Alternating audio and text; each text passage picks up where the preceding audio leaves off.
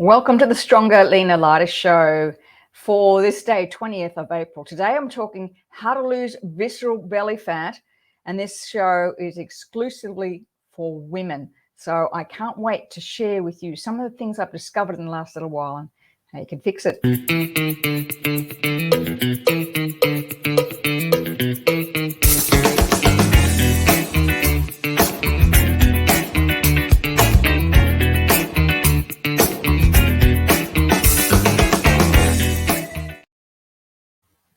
Do you know, this has been a real bone of contention for many people, including Facebook, because you've got to be very careful what you say about this.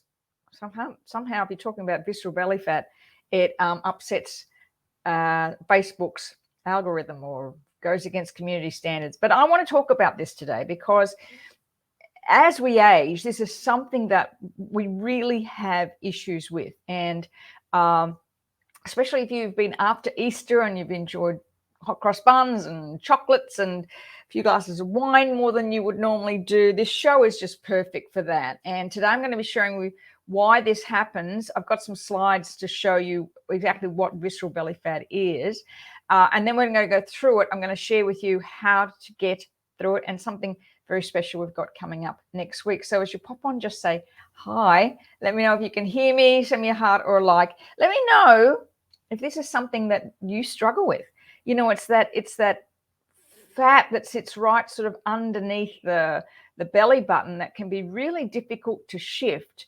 And I'm going to share with you today why that is. And in particular, I'm going to share why dieting, restrictive eating, and intensive exercise won't shift this, and why it's so important that it does. All right, so what is it? What is visceral belly fat and why does it make such a difference? Let me just get up. I've got a slide that I've created to show you exactly what it is and why. Oh, where did I go? There we go. This is the types of fat that happen around the belly area. So first of all, we talk about visceral belly fat. That's this one here. That's the one that sits sort of in front of the abdominal muscles. The subcutaneous fat, subcutaneous. So that subcutaneous can be a stubborn fat. Estrogen increases this type of fat. It may play a protective role. Now, not all fat's bad for you, and I don't think we should be aiming at our age to be having a flat stomach.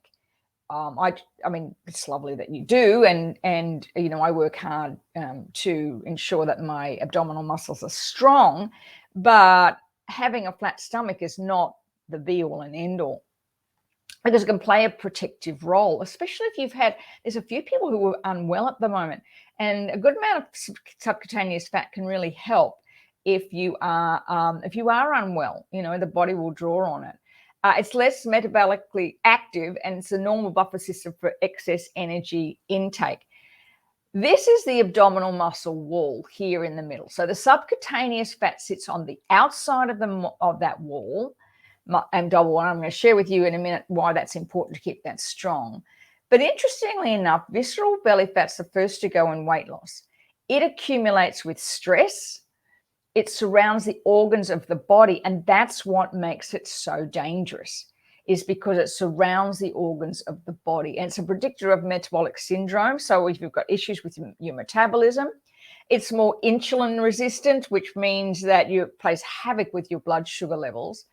And it releases high amounts of pre-inflammatory cytokines. And this is really important, especially in fighting viruses, quietly. So that's what the difference between visceral fat and subcutaneous fat is. And today we're focusing on visceral fat. That's what we're going to be focusing on to ensure that you're healthy. I'm just going to turn my aircon. I just got very hot in here. There we go. So that's what we're going to be focusing on today. Let me switch this off so I can get out from underneath it. All right.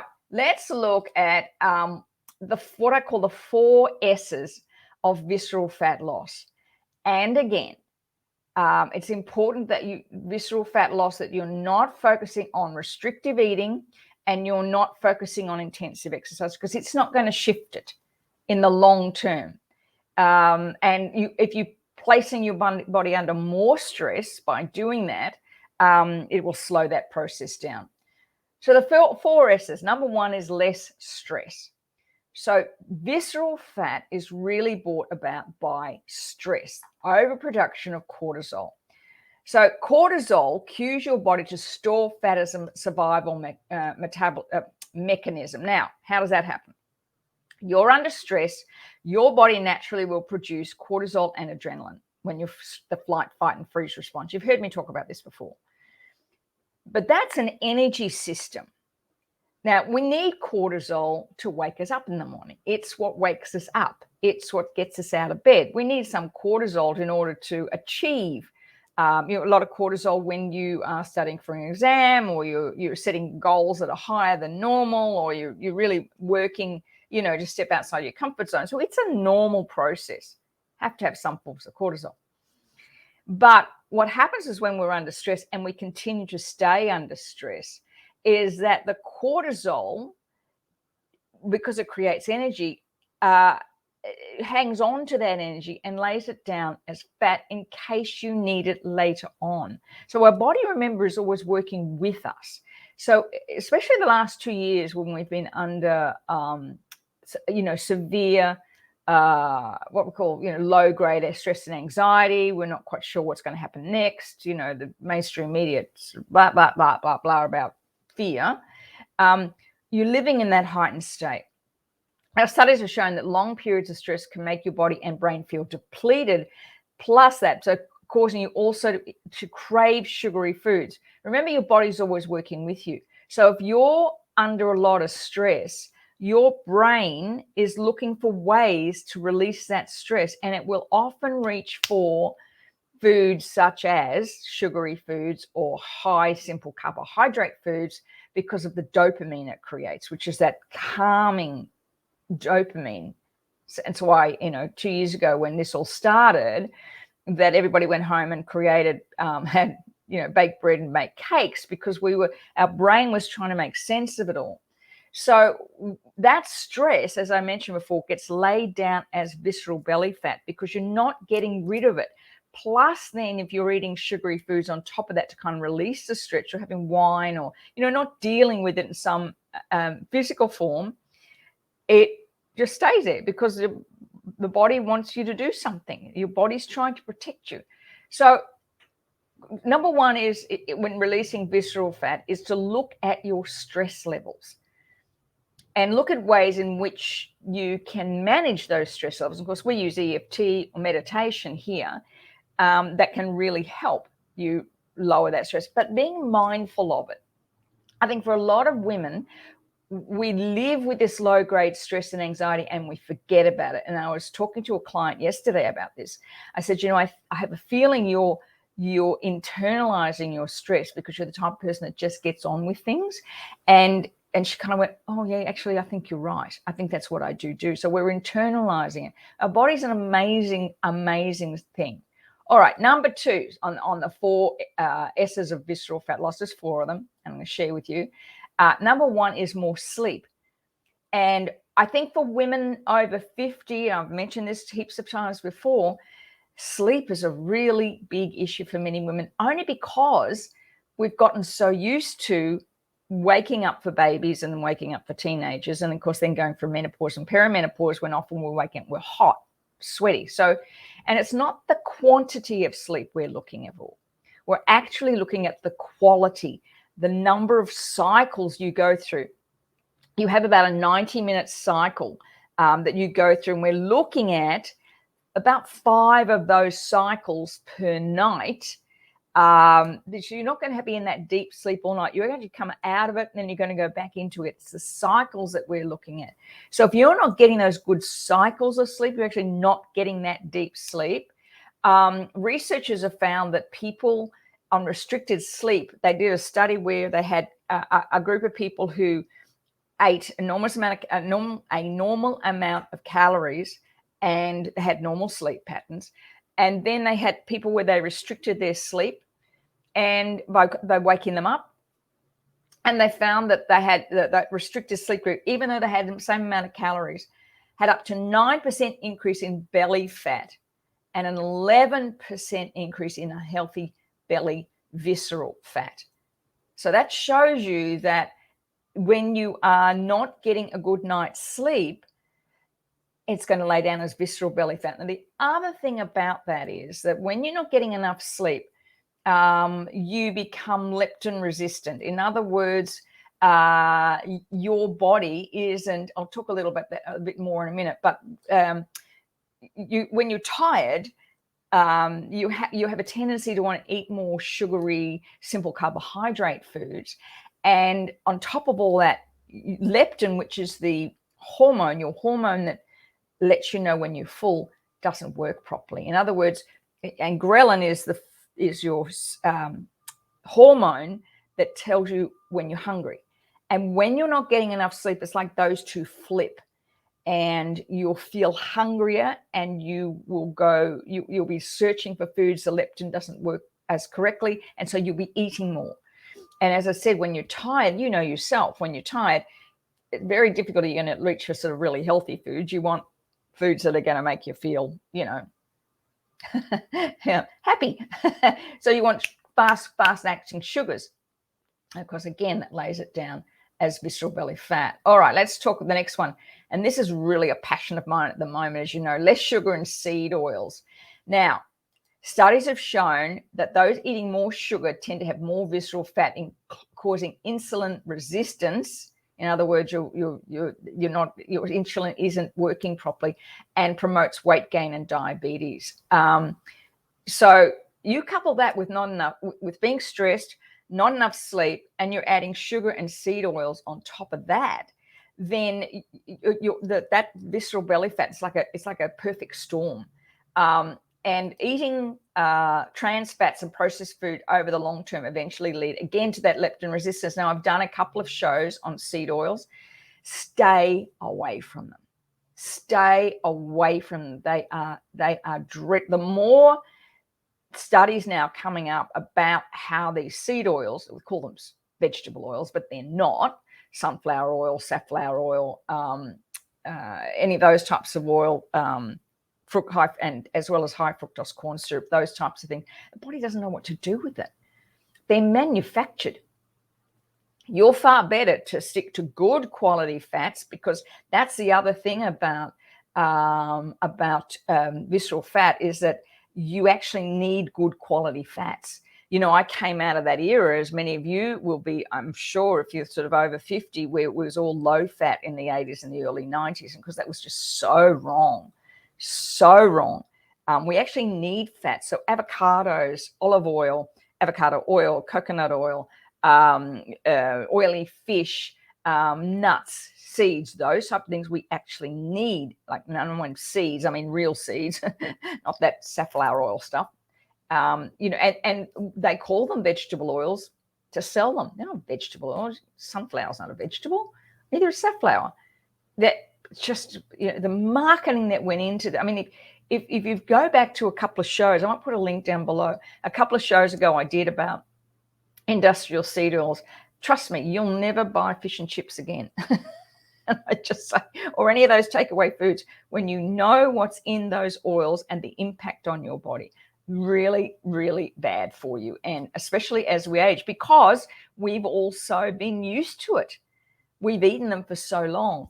So I'm going to get on now to how you fix all this, but I do want to tell you about the challenge we've got coming up next week. Starts on Monday. The tummy tone was called blast belly fat, but I'm not allowed to use that apparently. I don't know. I don't get it. It goes against community standards.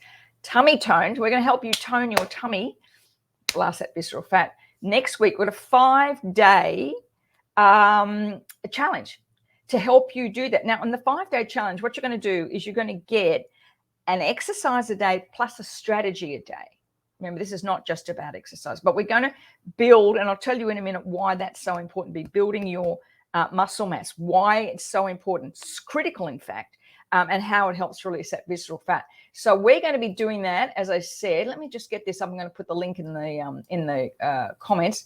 That'll be fun. It'll be just fun. We got 5 days. You get a video a day. As I said, you get a strategy a day. And you can, and we're just going to let's get started after Easter. Let's just kind of do this, I don't know about you. We had a wonderful Easter, but we've had a month of it. My kids arrived from Canada exactly a month ago. We've had a month of lots of wonderful food, lots of wonderful alcohol, lots of wonderful chocolate. And you know what's really interesting? As a side note, what I noticed is that because we weren't eating well, normal. We did intermittent fasting for a little while, but mostly not. My daughter's partner's a phenomenal cook, and he was making his brilliant different breakfast. And so I missed out having my green smoothie. I missed out having a whole heap of that kind of normal type of eating. That it compounded, I found it really extraordinary. The more I moved away from what I would normally have, the more I wanted sugar, and we were having, like it was like 501, whether it was 301 or, a glass of wine with lunch. We were having way more alcohol during the week than we normally do, and all good alcohol, mind you, because we visited so many wonderful wineries when we were in Melbourne. But it's amazing how it builds. So this next week, what we'll be doing is getting back to basics and showing you the best exercises that you can do. And I'm going to share with you why. And before I move on, a great big shout out to our sponsor, Naz Cosmetics. Check them out. Totally non-toxic. Another thing, making sure your skin stays amazing. And I do want to do another thing for this collagen, this beauty focused collagen. I've been taking this now for about 45 days. I've got another 45 days to go. Do you know what I noticed in today? My hands. My hands are less wrinklier. I have that very kind of English skin. My skin and my hair is growing. And so let me know if you want to know more about that collagen, because it's just brilliant. And I've taken collagen like a lot. I've taken all sorts of different collagen. This is the best I've ever taken. Absolutely brilliant. All right, let's talk about more strength and a little bit more about the challenge. So, strong core muscles are not just about the way you look.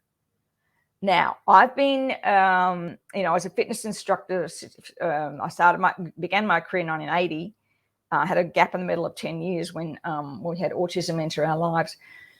So I've always stayed relatively strong and healthy. And as I've aged, the way that I exercise has changed dramatically. And can I tell you, focusing on my core has been exceptionally powerful when it comes to how you age. I was standing at an event, would have been a month ago. It was a networking event I was at. And I just noticed how many women were not standing tall. I mean, I'm 5'1", so I'm not tall. But there were so many women who were kind of hunched over and sort of sat into their hips, if that makes sense, kind of sat into their hips. It makes you look old, number one, and shorter, number two. And interestingly enough, my sisters and I all measured ourselves when we were in Melbourne, because we're all about the same height. One of my sisters is a bit taller. And I'm the only one that hasn't decreased in size, like height. And I put that down to strong core muscles. It's exceptionally important. Let me know if this is an area you have weakness in, because what I'm going to show you is why this is so important. The core is where all movement is initiated. It's the source of your body's deepest powers. It also determines whether you move freely with ease or whether you're weighed down by aches and pains. And as we age, this is critical. It's critical. Now, we've just moved, on top of everything else we did in this month, got straight back from Melbourne and away where we moved. Can I tell you, we were shifting boxes, packing up, down, whatever, up, down, in and out. We moved to this smaller apartment in the same building.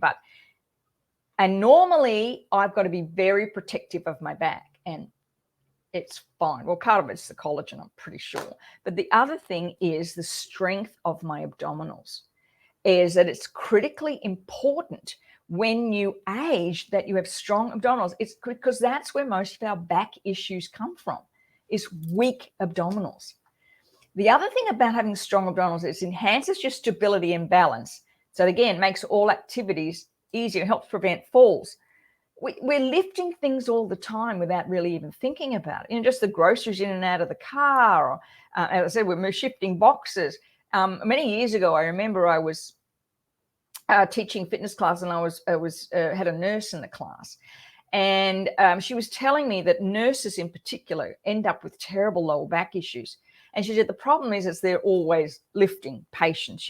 They've probably changed a lot now. Workplace health and safety has probably changed over the years. But she was saying that you could just do it. She said you can reach into the freezer and pull out a tub of ice cream and your back will go. It's not necessarily what you're doing. So it's that weakness. So it's incredibly important to build that core strength. As I said, it helps with your posture, and also helps you just to protection again.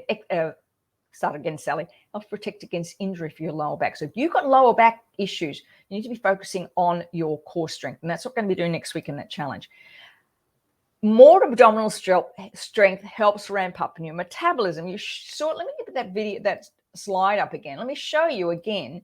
So see here, there's the visceral fat, sits behind the abdominal muscle wall, and the subcutaneous fat sits in front of it.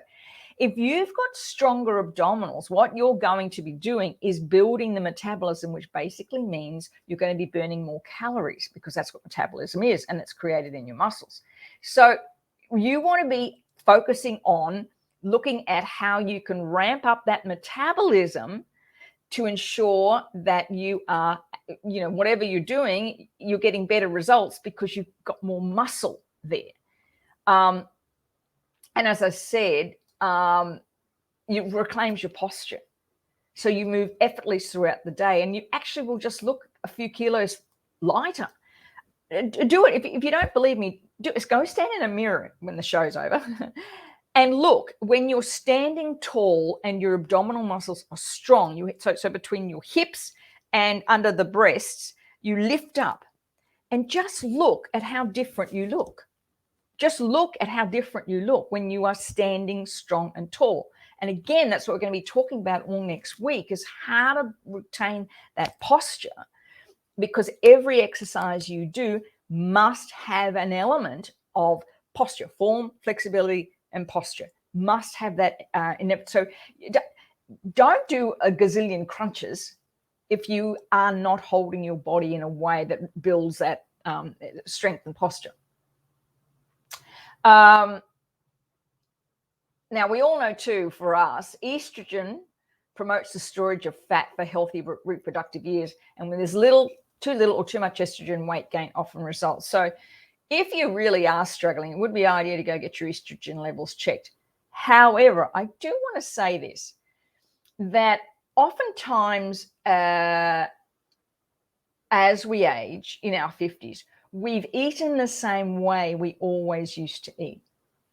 And there's no way with this lowering of estrogen and our just lack of movement, because you're not running after kids anymore, or going to the gym and doing stupid things for an hour a day, that your metabolic output is less.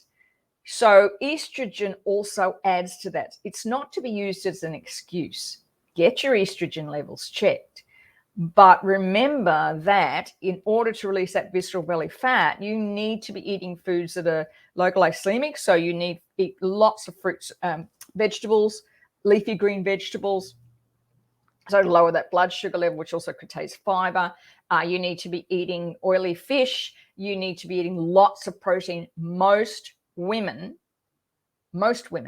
do not eat enough protein. So you need to be really upping that protein levels and ensuring that you're getting a good quality protein, at least for those meals.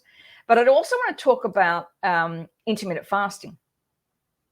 This was a great study done in 2016 that showed that 4 weeks of fasting, now this was either 12-12 or 16-8, reduced total body weight, body mass index, and waist circumference, prevented metabolic disorders that were common in older women. This study was done in older women and showed that fasting it was really essential in helping reducing visceral belly fat. And as I said, fasting is just reduces inflammation. Let me know if you fast, because can I tell you that's one thing that I found that just absolutely is brilliant for reducing that visceral belly fat. So once again, if you would like to join us on the, I'll get it up in a minute. There we go. If you would like to join us, it's in the chat on the Tummy Tone challenge next week. We start on Monday, 5 days of the best exercises that you can do. Trust me, 40 years doing this. I know the right ones to do and the wrong ones, and I'm not going to waste your time. Plus a tip a day to help you really reduce that visceral belly fat, so you can get back on track after Easter and really start to feel stronger, leaner, and lighter. So that, again, join me on that. Let me just get this, show it up.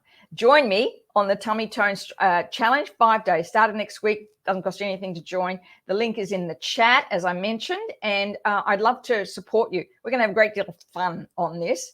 So let me know if you'd like to join us. Click on that link. I think it's just sitting in the comments. Yeah, it's just in the comments. And I'd love to have you join us next week on the Tummy Tone. Let's blast that visceral belly fat, shall we? Let's get a start on it and to feel stronger, leaner, and lighter, because you know what? You deserve it. Okay, thanks, everybody. I'll see you next week. Bye for now.